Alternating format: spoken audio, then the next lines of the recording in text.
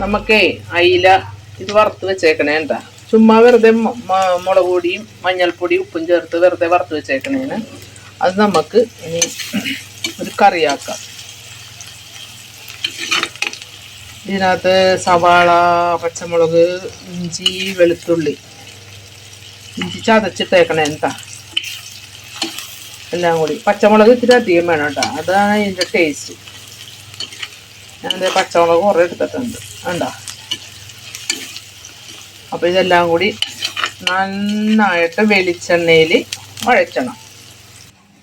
എന്നിട്ട് മല്ലിപ്പൊടി, കുരുമുളക് പൊടി, മഞ്ഞൾപ്പൊടി, ഇത്രയും സാധനങ്ങൾ മതി കേട്ടോ. പിന്നെ പച്ചമുളകാണ് ഇതിൻ്റെ മെയിൻ.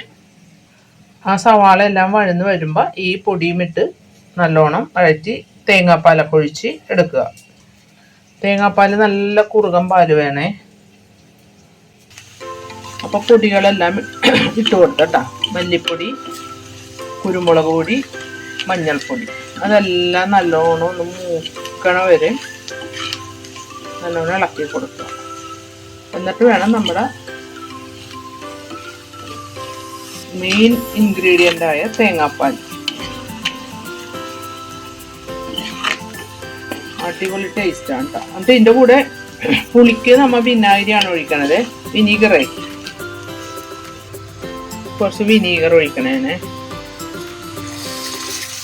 അത് ഓരോരുത്തരുടെ പുളിയുടെ ഇത് നോക്കിയിട്ട് കേട്ടോ, ആവശ്യത്തിന് എന്തോരം പുളി വേണമെന്നൊക്കെ നോക്കിയിട്ട് ഒഴിക്കുക. നല്ല സ്മെല്ല് വന്നണ്ടേ, അടിപൊളിയാണ്. ഇനി എന്നിട്ട് നമുക്ക് തേങ്ങാപ്പാൽ ഒഴിക്കാം. അപ്പം നമുക്ക് തേങ്ങാപ്പാൽ ഒഴിക്കാം കേട്ടോ.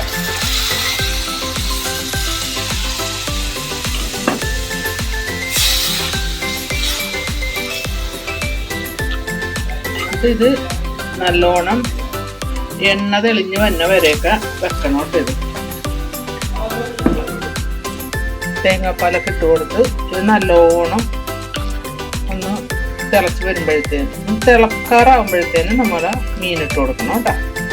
എണ്ണ തെളിഞ്ഞ് കഴിയണ വരെ തിളപ്പിച്ച് സിമ്മിലിട്ടിട്ട് എടുക്കാം. അതുകൊണ്ട് ഇപ്പോൾ പാകത്തിന് ഉപ്പ് പുളിയൊക്കെ ഉണ്ടാകുന്ന നോക്കണം. മീനിൽ നമ്മൾ ഉപ്പ് പുരട്ടിയപ്പോൾ ഇട്ടിട്ടുണ്ടായിരുന്നു, ഉപ്പ് മഞ്ഞളും മുളക് പൊടിയും പുരട്ടിയപ്പോഴേ.